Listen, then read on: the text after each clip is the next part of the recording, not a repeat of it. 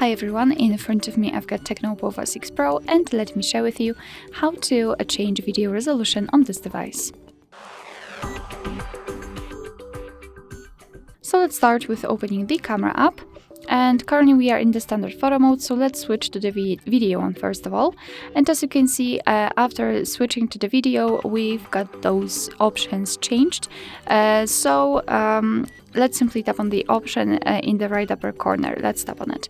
And as you can see, we've got 4 different options, so 720p, 1080p, and also 2K. So simply tap on the option you'd like to use. I'll choose 2K, and as you can see, the icon changed, which means that from now on your device will use the chosen resolution whilst recording a video.